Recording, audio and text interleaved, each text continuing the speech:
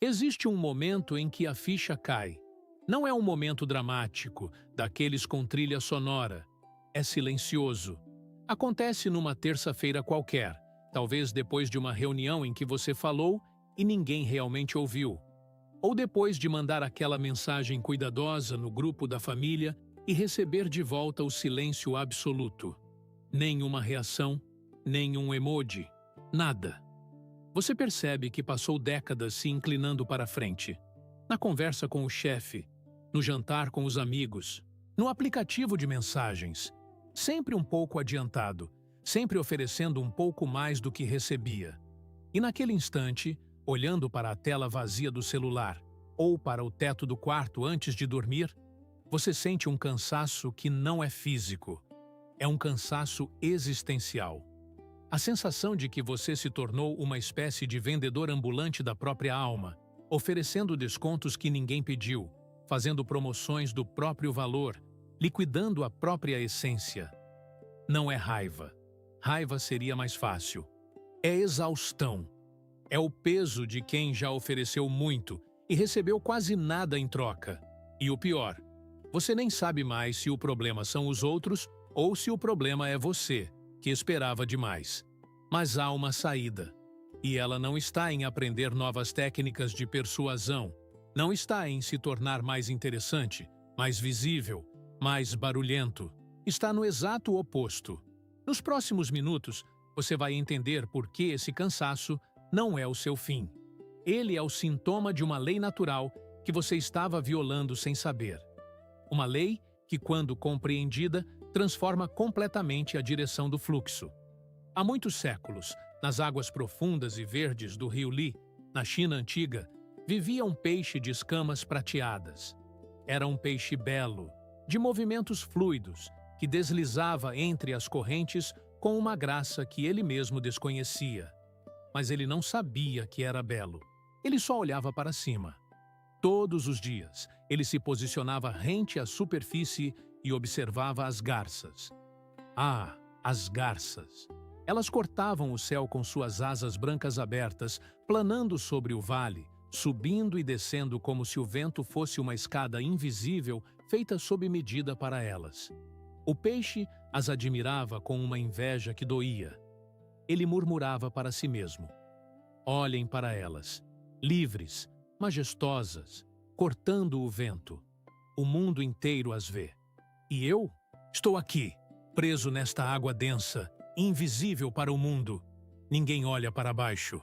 Ninguém vê um peixe. E então ele começou a saltar. Primeiro, pequenos saltos tímidos. Depois, arremessos cada vez mais altos, impulsionados por uma força desesperada. Ele queria planar. Queria cortar o ar como as garças cortavam. Mas a cada salto, a água, que sempre o sustentara, o rejeitava na queda. Ele batia de volta na superfície com um estalo seco. Suas escamas começaram a machucar. Suas nadadeiras ficaram exaustas. Outros peixes o observavam sem entender. Para eles, a água era o universo inteiro e era suficiente. Mas não para ele. Um velho sábio que pescava na margem, desses homens que passam horas olhando para a água, não para capturar, mas para compreender, observou aquela cena se repetir por dias. No quinto dia, ele se abaixou até a superfície, sua barba branca tocando a água, e sussurrou algo que só o peixe poderia ouvir. Pequeno tolo, você não entendeu nada. A garça precisa bater as asas o tempo todo para não cair. Cada segundo de voo dela é esforço. Mas você, a água te sustenta sem esforço algum. Você não precisa de asas. Você não precisa de plateia. O oceano inteiro, cada gota, cada profundidade, cada corrente, já é seu reino. Você só precisa parar de saltar para perceber que já está voando dentro dele. O peixe ficou imóvel. Pela primeira vez em dias, ele sentiu a água, não como uma prisão, mas como um abraço. Diagnóstico aprofundado. Essa parábola não é sobre peixes, e nós dois sabemos disso. Nós fomos treinados, desde muito cedo, para acreditar que o reconhecimento é algo que se conquista do lado de fora, que precisamos ser vistos para ter valor, que se ninguém está batendo palmas, é porque não estamos fazendo nada que preste. Esse condicionamento começa na escola, a estrelinha no caderno, o quadro de honra, a menção na reunião de pais. Depois, migra para a vida adulta com uma precisão cirúrgica. A promoção, o cargo, o convite para a mesa de decisão. E agora, na era das telas, ele se tornou uma droga administrada por algoritmos, curtidas, visualizações, seguidores, comentários, compartilhamentos. A cada notificação, uma microdose de validação. A cada silêncio, uma microdose de abandono. E o que acontece conosco, que já vivemos décadas suficientes para ter cicatrizes, é que carregamos uma ferida silenciosa. A sensação de que, apesar de tanto esforço, o reconhecimento nunca veio na medida exata. O convite que nunca chegou. O elogio do pai que morreu sem dizer. A promoção que foi para o sobrinho do dono. A mensagem no grupo da família que ninguém respondeu. Você esperou horas, dias e nada. Você se perguntou: será que eu não mereço nenhuma resposta? A sociedade contemporânea não apenas falha em resolver essa dor, ela a agrava, porque transformou o valor humano em uma cotação de bolsa de valores. Nosso preço sobe e desce conforme a percepção dos outros. E como toda bolsa, ela é volátil, irracional e frequentemente manipulada por interesses que não têm nada a ver conosco. Um elogio nos infla, uma crítica nos derruba, um silêncio nos aniquila. Mas o diagnóstico mais profundo, e talvez o mais libertador, é este. Nós não estamos cansados de não sermos reconhecidos. Nós estamos cansados de perseguir um tipo errado de reconhecimento. Queremos ser vistos como garças, quando nascemos para ser oceano. Queremos planar no vento, quando nossa natureza é fluir na profundeza. O cansaço que sentimos não é fracasso, é atrito. É o atrito de um peixe que insiste em bater asas que não tem, em vez de mergulhar na água que sempre esteve ali. O sábio da margem disse ao peixe: o oceano inteiro já é seu reino. E talvez a pergunta que precisamos nos fazer agora seja: qual é o nosso oceano? E por que passamos tanto tempo olhando para o céu? Antes de mergulharmos mais fundo nessa jornada, me diga uma coisa. Qual foi a última vez que você se sentiu verdadeiramente visto? Sem precisar pedir por isso? Não precisa elaborar muito. Apenas digite aí nos comentários a cidade de onde você fala e, ao lado, uma palavra que descreva esse momento. Exemplo: Belo Horizonte, silêncio. Ou Recife, pôr do sol. Ou simplesmente ainda esperando. Isso cria um mapa vivo de almas que estão despertando para essa mesma verdade. Me ajuda a saber que você está aí. Me ajuda a continuar. E já que falamos de oferta genuína, de troca verdadeira, quero ser transparente com você. Este canal não é abençoado pelos algoritmos. Ele existe porque eu apareço aqui todos os dias com o que tenho de mais precioso. Palavras que possam ancorar sua alma em meio à voragem do mundo. Mas a verdade é que o YouTube não remunera bem conteúdos como este. Ele prefere o frenético, o escandaloso, o ruído, e eu prefiro o silêncio fértil. Então, se você sente que este espaço tem valor, se estas palavras encontraram ressonância em você hoje, considere apoiar este trabalho com qualquer valor. Não é mendicância, é um pacto entre pessoas que valorizam o mesmo. Abaixo do vídeo tem um botão com um coração e uma cifra no meio, o valeu demais.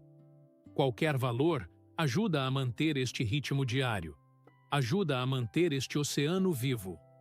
Existe uma lei natural que opera nas relações humanas com a mesma precisão com que a gravidade opera nos corpos.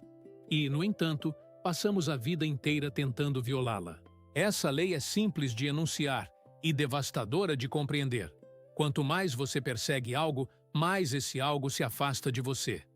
Não por crueldade do universo, não por falha sua, mas porque a perseguição cria um campo de força que repele o próprio objeto perseguido. No taoísmo, isso está na essência do Wu Wei, a ação sem esforço, a não ação. Mas o Wu Wei não é passividade. Não é deitar na cama e esperar que as coisas caiam do céu. O Wu Wei é a arte de se mover com a corrente em vez de contra ela. É nadar a favor do rio em vez de tentar abrir uma trilha na água com os braços. E quando aplicamos isso ao desejo por reconhecimento, a revelação é chocante. Cada gesto que fazemos para sermos vistos nos torna menos visíveis. Cada palavra que pronunciamos para provar nosso valor diminui nosso valor percebido. Lao Tse, no capítulo 22 do Tao Te Ching, nos oferece uma das frases mais desconcertantes de toda a literatura humana. Ele diz: o sábio não se exibe, e por isso brilha. Não se afirma, e por isso se impõe. Não se vangloria, e por isso recebe o mérito. Não compete, e por isso ninguém no mundo pode competir com ele. Repare na ironia. O sábio brilha justamente porque não ligou os holofotes. Ele se impõe justamente porque não empurrou ninguém. Ele recebe o mérito justamente porque não o reivindicou. É um paradoxo. Mas os paradoxos são a linguagem que a realidade usa para nos acordar. Pense em um homem que trabalha há décadas numa empresa. Ele viu jovens chegarem e subirem. Ele ensinou muitos deles. Mas agora, aos 50 e poucos anos, ele sente que seu lugar está ameaçado. Não pelo que ele faz. Ele é competente, mas pelo que ele não faz, ele não grita, ele não se vende, ele não aparece. E então, ele decide mudar. Começa a falar mais alto nas reuniões. Começa a enviar e-mails com cópia para todo mundo. Começa a se voluntariar para todos os projetos, mesmo os que não são dele. Ele acha que está se tornando visível. Mas o que os outros veem? Eles veem desespero. Eles sentem o cheiro do medo no ar. O medo de ser esquecido, de ser considerado obsoleto, de ser descartado. E instintivamente recuam. Os colegas se afastam. Os chefes endurecem. O que ele mais queria, respeito, escorre por entre os dedos justamente porque ele está apertando demais.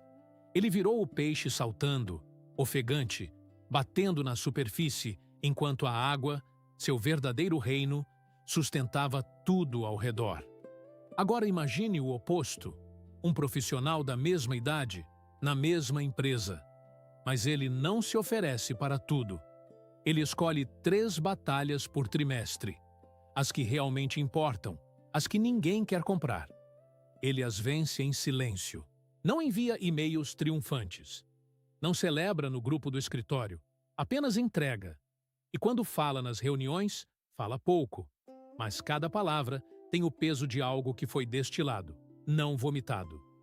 O que acontece? Misteriosamente, começam a procurá-lo. Pedem sua opinião. Dizem: o que você acha disso? Ele não foi atrás. O mundo foi. A diferença entre os 2 homens não é competência, não é talento. É que o primeiro ainda acredita que precisa merecer seu lugar. O segundo já sabe que seu lugar é dele, independentemente de quem o reconheça ou não. E essa certeza tranquila é o imã mais poderoso que existe. Isso nos leva a uma segunda camada, ainda mais profunda. Nós não apenas perseguimos o reconhecimento. Nós acreditamos, com cada fibra do nosso ser condicionado, que o reconhecimento é um recurso escasso, que existe uma quantidade limitada de validação circulando no mundo, que se alguém está recebendo aplausos, significa que há menos aplausos disponíveis para nós. Essa crença é tão arraigada que raramente a questionamos, mas ela é a raiz de um sofrimento imenso. Os estoicos compreenderam isso com uma clareza cortante. Epicteto, aquele ex-escravo que se tornou um dos maiores mestres da antiguidade, dizia algo que atravessa os séculos como uma flecha. Se você quer ser aprovado pelos outros, você se torna escravo deles. Pausa. Deixe isso assentar. Cada vez que você deseja a aprovação de alguém, você entrega a essa pessoa a chave da sua cela. Você diz: aqui, tranque-me. Eu espero do lado de dentro até você decidir me soltar. E o pior é que muitas dessas pessoas nem sabem que têm a chave. Elas não são más, elas só são distraídas, mas você está trancado de qualquer forma. Epicteto completa: se você quer ser aprovado por si mesmo, você se torna livre. Ninguém pode te dar o que você já possui. E aqui está o cerne. O reconhecimento que buscamos fora já está dentro, mas nós o terceirizamos, nós o delegamos, nós o colocamos em mãos alheias e depois nos perguntamos por que nos sentimos abandonados. Há uma história que ilustra isso de forma dilacerante. Uma mulher passou 30 anos esperando que a mãe dissesse: "Tenho orgulho de você." Ela construiu uma carreira, criou filhos, superou crises que teriam derrubado qualquer um. Mas a frase não vinha. A mãe era daquele tipo que acha que elogiar é estragar, que reconhecer é dar poder demais ao outro. E então, a mãe morreu. E a frase nunca veio. E essa mulher, aos 58 anos, se viu diante de um luto duplo.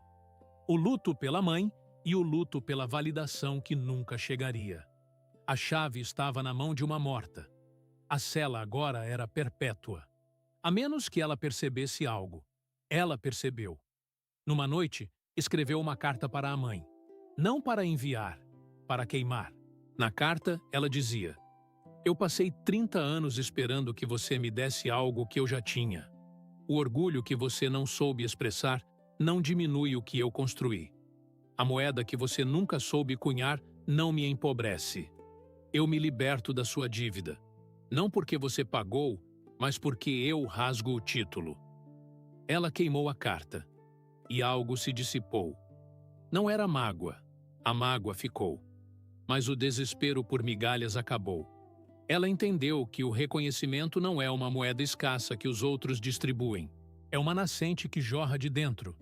E ela havia passado 30 anos com a boca seca, sentada ao lado da fonte. A matemática oculta do desapego. E então, chegamos a uma das leis mais contra-intuitivas da existência. Os antigos mestres taoístas a conheciam bem. Eles a chamavam de a matemática invertida do Tao. Funciona assim: quando você para de subtrair de si mesmo para somar aos olhos dos outros o universo, ou a vida, ou o fluxo natural das coisas, chame como quiser, começa a somar a seu favor. Não é magia, não é misticismo barato. É que a autossuficiência emite um sinal, e esse sinal é magneticamente atraente para quem está ao redor. Chuang Tzu, discípulo de Lao Tse e um dos maiores contadores de histórias da humanidade, escreveu no capítulo 20 da obra que leva seu nome: "O homem de virtude perfeita vive sem buscar nada, e todas as coisas vêm até ele naturalmente. Ele não chama, e as pessoas o procuram. Ele não pede, e o mundo lhe oferece." Parece poesia, mas é engenharia de alma. É a descrição precisa do que acontece quando você para de emitir o sinal de carência e começa a emitir o sinal de inteireza. Pense em um homem que se aposentou. Nos primeiros meses, ele sentia falta do escritório, não do trabalho, das pessoas, da sensação de pertencer a algo. Ele ligava para os ex-colegas. "E aí, como estão as coisas lá?" As respostas eram curtas, educadas, mas curtas. "Tudo bem, correndo, depois te ligo." O depois nunca vinha. Ele se sentia um fantasma assombrando um prédio que já não era mais seu. Isso doeu. Doeu a ponto de fazê-lo parar. Ele parou de ligar, parou de mandar mensagens e, num gesto quase instintivo, comprou algumas mudas de orquídeas. Uma coisa que sempre quis fazer, mas para a qual nunca teve tempo. Começou a cuidar delas com uma paciência que descobriu ter. Aprendia sobre pH do solo, sobre luminosidade indireta, sobre o tempo exato da floração. As orquídeas não pediam nada além de cuidado, e ele dava. E elas floresciam. Uma vez por mês, ele postava uma foto. Não esperava curtidas, era só um registro, como um diário público que ninguém lia. 6 meses depois, 3 ex-colegas bateram na porta dele. A gente viu suas orquídeas. Podemos ver de perto? Ele mostrou o quintal. Mostrou cada vaso. Explicou os nomes, as origens, os segredos de cada flor. E um deles, no fim da visita, olhou para ele e disse: "Como você conseguiu ficar tão tranquilo? Eu saio do trabalho e não desligo. Você parece que encontrou algo." A frase que ele não buscava, o reconhecimento, chegou de carona, sem ele precisar pedir. Por quê? Porque ele não estava mais emitindo o sinal de "por favor, me notem". Ele estava emitindo o sinal de "estou bem aqui, no meu reino, e se você quiser vir, as flores estão abertas." As orquídeas não ligaram para os ex-colegas, mas os ex-colegas vieram até as orquídeas. Essa é a matemática invertida, a soma que acontece quando você para de subtrair.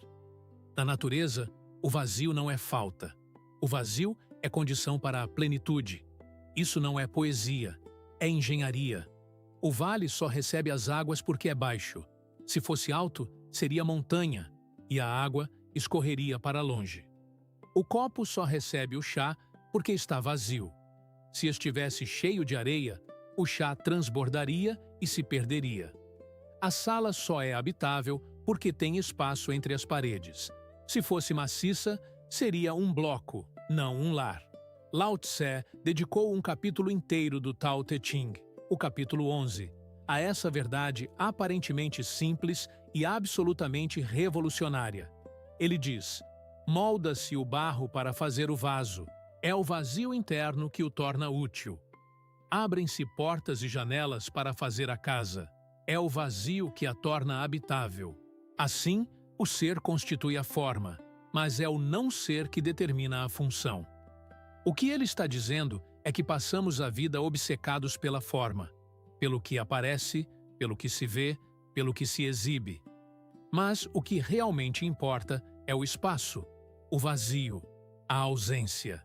Agora transporte isso para a nossa vida cotidiana, especificamente para a nossa presença social. Nós estamos em todos os lugares. Estamos em 15 grupos de WhatsApp. Estamos em 4 redes sociais. Estamos disponíveis 24 horas por dia, 7 dias por semana. Respondemos rápido. Opinamos sobre tudo. Marcamos presença e achamos que isso nos torna relevantes. Mas o que realmente acontece é o oposto. Nós nos tornamos ruído. Pense num pai de família. Ele está no grupo da escola do filho, no grupo do condomínio, no grupo do futebol de quarta, no grupo da família, no grupo da família da esposa, no grupo dos ex-colegas de faculdade, no grupo do trabalho, no grupo dos workaholics que ainda não se aposentaram. Ele comenta em todos, opina em todos, dá bom dia, boa tarde, boa noite, manda meme, manda corrente, manda notícia. Ele está sempre presente, mas ninguém, absolutamente ninguém, presta atenção no que ele diz. Sua voz virou um zumbido de fundo, como o motor da geladeira. Está lá, mas ninguém escuta. Ele diluiu sua palavra em tantos canais que ela perdeu qualquer potência. Agora, imagine que esse mesmo homem decide fazer um experimento. Ele sai de 12 grupos, silenciosamente, sem anúncios de "estou saindo do grupo". Apenas sai. Fica em 3. E nesses 3, ele só fala uma vez por semana. E quando fala, não é para comentar o tempo ou a política. É para dizer algo ponderado, algo que ele realmente pensou antes de digitar. O que acontece? Na primeira semana, ninguém nota. Na segunda, alguém pergunta: "Cadê o fulano?"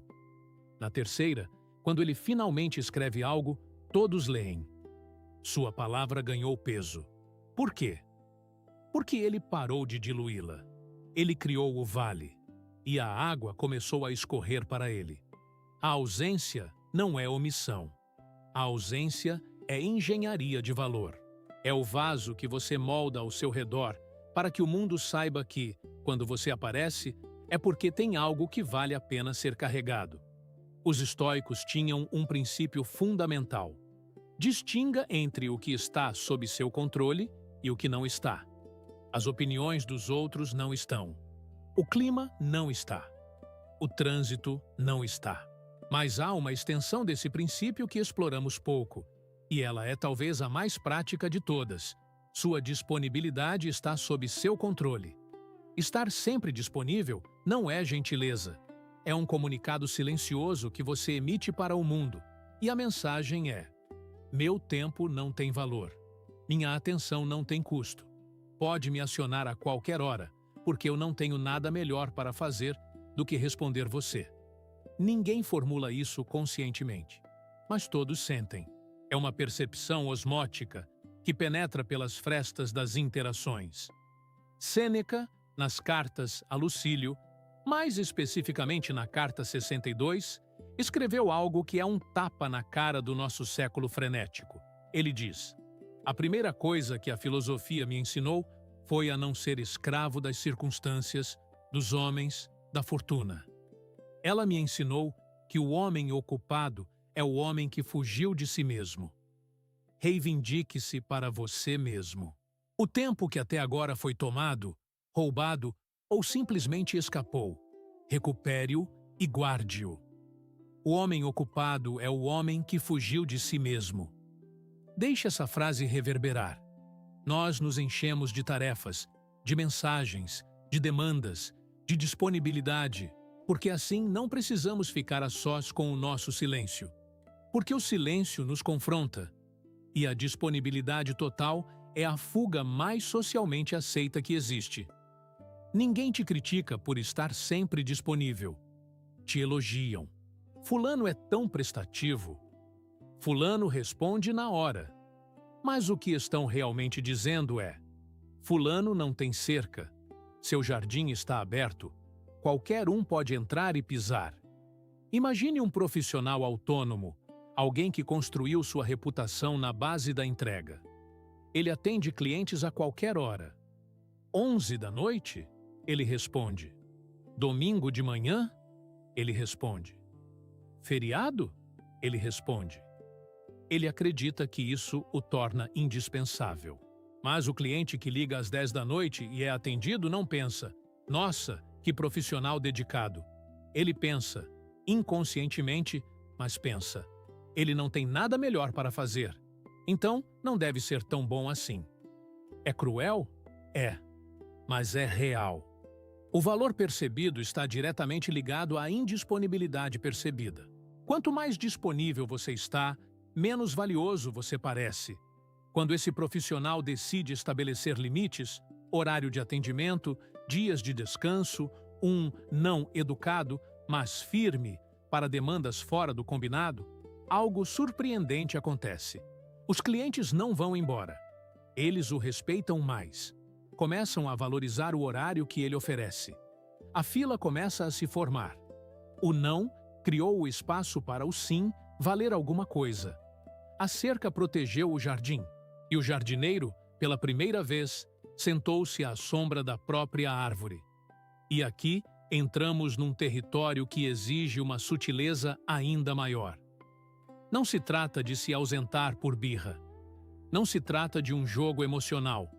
Vou sumir para ver se eles sentem minha falta e vêm correndo.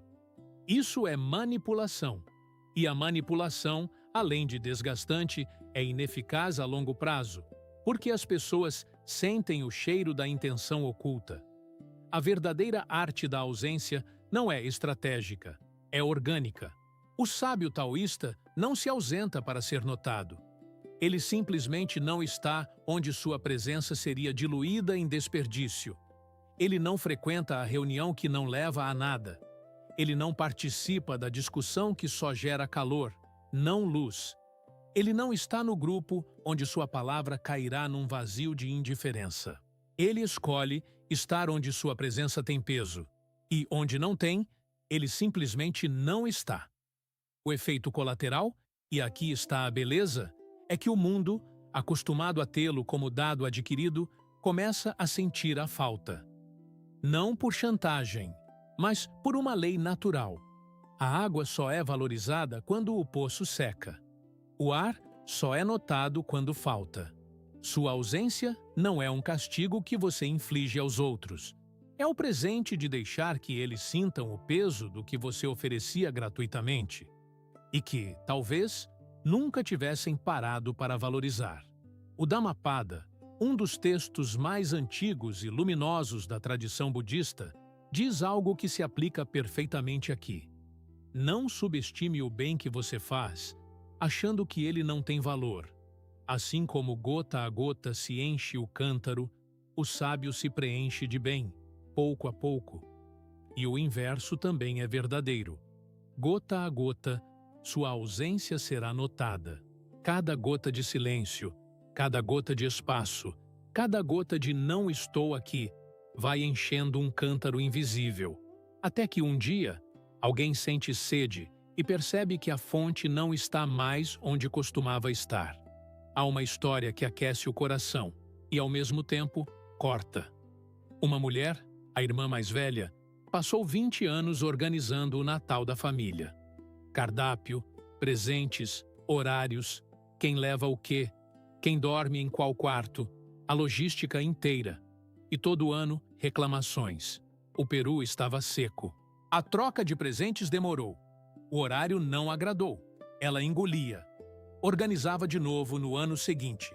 Até que um ano em que as críticas foram particularmente ácidas, ela simplesmente anunciou, em outubro, com uma calma que ninguém esperava: "Este ano não vou organizar.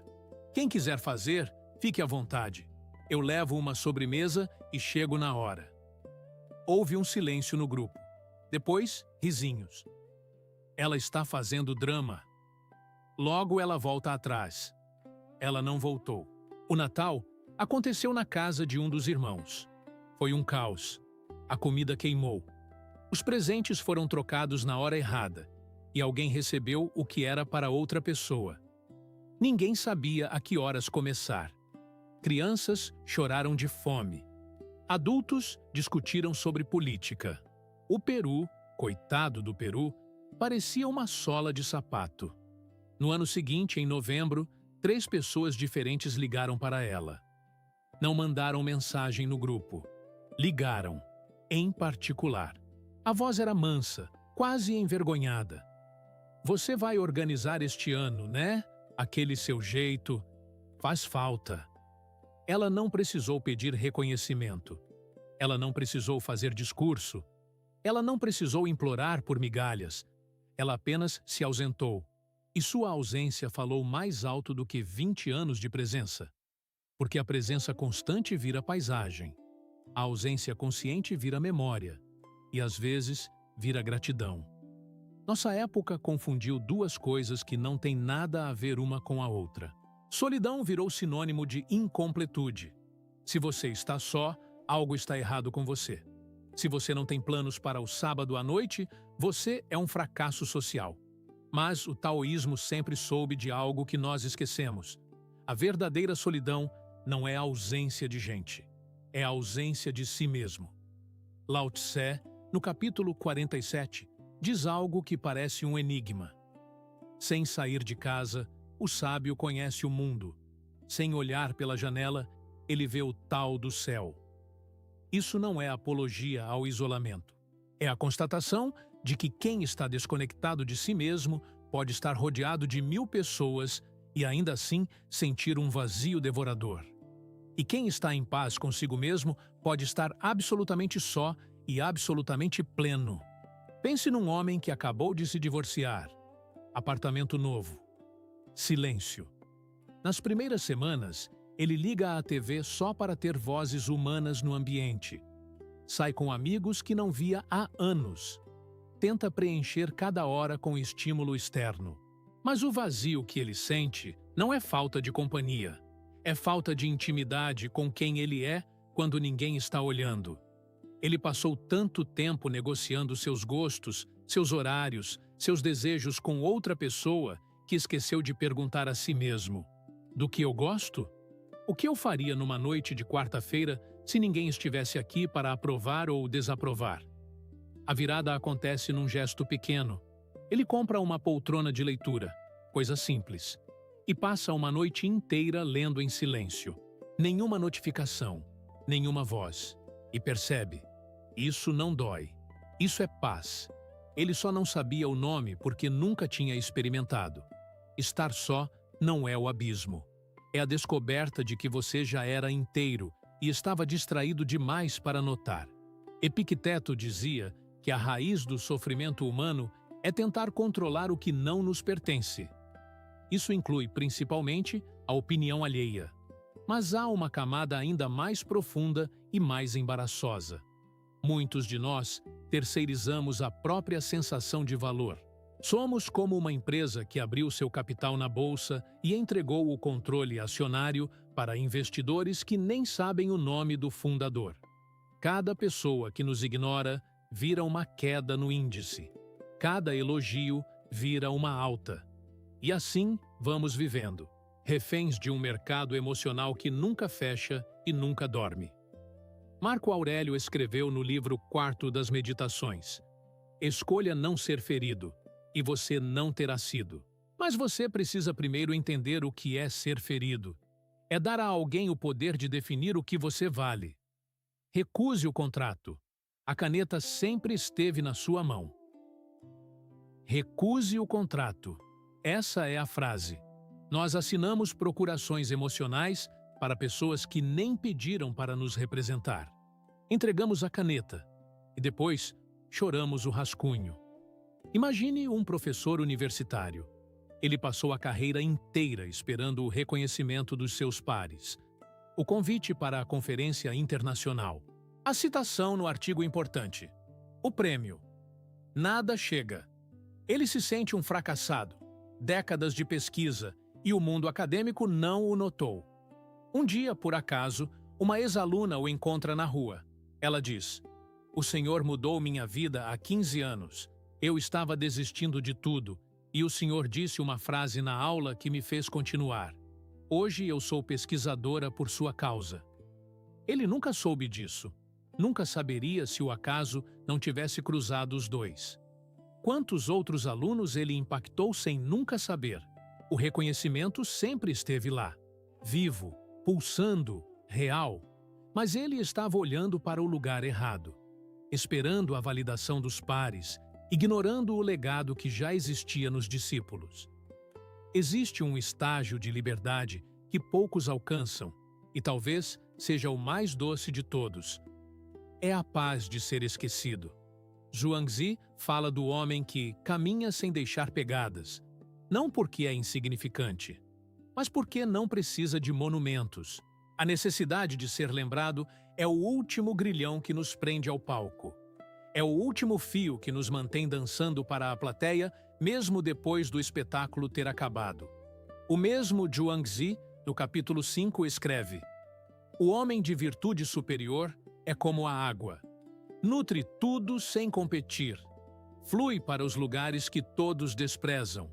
Ninguém ergue estátuas para a água, mas sem ela não há vida. Pense num avô que construiu uma empresa sólida, mas pequena. Nunca saiu em revista. Nunca deu palestra. Nunca foi capa de nada. Os netos crescem e descobrem que ele pagou a faculdade de 3 funcionários. Doou metade de um terreno para o posto de saúde do bairro. Ajudou a construir a creche. E nunca contou para ninguém. Ele não é lembrado no grande mundo dos negócios. Mas no dia do seu velório, a fila dobra o quarteirão. Ex-funcionários, vizinhos, crianças que hoje são adultas. A pergunta que fica não é se ele foi lembrado. É se ele precisava ser. A água fez seu trabalho. As flores cresceram. E as estátuas? As estátuas são para quem ainda precisa provar que existiu. Quando você para de pedir, o mundo começa a perguntar. Isso não é misticismo. É psicologia observável. a escassez aumenta o valor percebido. Mas não falo aqui da escassez fabricada, do jogo de me fazer de difícil. Falo da escassez natural de quem genuinamente não precisa de você, de quem está completo sem sua aprovação. Esse tipo de pessoa emite um sinal que é irresistível para quem busca algo verdadeiro. Lao Tse, no capítulo 66, explica por que o rio e o mar são os reis de todos os vales, porque se colocam abaixo deles. O sábio, se quer estar à frente, fica atrás. Se quer liderar, se coloca abaixo. E assim ele avança, e ninguém se sente empurrado. Assim ele eleva, e ninguém se sente oprimido. Imagine um consultor experiente, 60 anos, décadas de estrada. Ele não se oferece para mentorar ninguém. Não faz networking agressivo. Não está em todos os eventos. Simplesmente abre um blog e escreve reflexões quinzenais. Não divulga. Não pede seguidores. Apenas escreve. 2 anos depois, ele tem uma fila de espera de jovens executivos querendo pagar por mentorias que ele nunca anunciou. Como chegaram até ele? O conteúdo falou. A qualidade do seu silêncio falou mais alto do que qualquer autopromoção. Ele não foi atrás. O mundo foi. A oferta genuína é aquela que chega sem você ter feito lobby para ela. A árvore frutífera não implora para ser colhida. Ela simplesmente dá frutos. O pavão não pede para ser admirado. Ele abre a cauda porque essa é sua natureza. Nossa tarefa na segunda metade da vida não é nos vender, é frutificar. Os famintos encontrarão o caminho. Confúcio dizia nos Analectos que o homem superior não se aflige por não ser conhecido pelos outros. Ele se aflige por não conhecer os outros. E, acima disso, por não conhecer a si mesmo. Porque quem se conhece cultiva sua virtude. E a virtude atrai como o mel atrai as abelhas. Sem barganha, sem desespero. Apenas a doçura natural de quem é o que é. Pense numa artesã, 48 anos. Faz cerâmica no quintal. Nos primeiros anos, corria atrás de feiras, mandava mensagem para lojas, pedia para expor, vendas escassas. Cansada, ela desiste de tentar adivinhar o que o mercado quer. Começa a fazer o que realmente deseja. Vasos assimétricos, cores incomuns, peças que ninguém compraria. Posta no Instagram sem esperar nada, só um registro. Uma loja de design vê aquilo e se encanta. Encomenda uma coleção inteira. Ela não foi atrás. O mundo foi. A diferença entre o antes e o depois? Da primeira vez, ela oferecia o que achava que queriam comprar. Da segunda, ela expôs o que era. O mercado comprou a verdade, não a barganha. O maior perigo não é nunca receber ofertas, é recebê-las e recair. Voltar ao vício antigo. Quando o reconhecimento finalmente aparece, muitos de nós desabam. Voltam a se inclinar para frente, a pedir mais, a terceirizar o valor novamente. A oferta vira armadilha. Marco Aurélio alerta. Receba sem orgulho. Deixe ir sem apego. A fama é como uma onda que molha a areia e recua. O tolo constrói castelos com ela. O sábio apenas sente a água nos pés e continua caminhando. Imagine um músico. 40 anos tocando em bares pequenos. Noites de quinta-feira com meia dúzia de mesas ocupadas. Aos 62 anos, uma música antiga sua é descoberta por um DJ e viraliza. Convites, entrevistas, dinheiro. O teste é agora. Ele aceita alguns convites, sim, mas mantém as manhãs de terça para pescar sozinho, como sempre fez. Recusa 70% do que chega. O empresário pergunta: "Você não quer aproveitar o hype?" Ele responde: "O hype é visita. A pescaria é minha casa. Não abandono minha casa por causa de visita." Ele entendeu a lição completa. A oferta é consequência, não objetivo. E continua sendo o que sempre foi. Um homem que toca. Só que agora, Um homem que toca e que descobriu que o oceano sempre esteve ali. Bastava parar de saltar. Não se trata de se tornar amargo e se isolar do mundo. Não se trata de desistir das pessoas ou de erguer muros de cinismo. Trata-se de parar de confundir o palco com a casa. O palco é onde você se apresenta. A casa é onde você descansa, ri, chora, é imperfeito sem medo. A segunda metade da vida é o momento em que você finalmente entende que quanto menos corre atrás dos holofotes, mais o sol, o verdadeiro, o que nasce e se põe sem pedir licença, resolve te iluminar. Você não perdeu nada. Você só estava olhando para o lado errado do rio. Relaxe os ombros agora. Respire fundo. O que for seu encontrará o caminho até você. Não porque você pediu, não porque você implorou, não porque você se desdobrou em 10 para caber no espaço que te ofereceram, mas porque você finalmente se tornou o tipo de pessoa em cuja presença as coisas boas simplesmente gostam de estar. O oceano sempre foi seu reino, e você sempre soube nadar.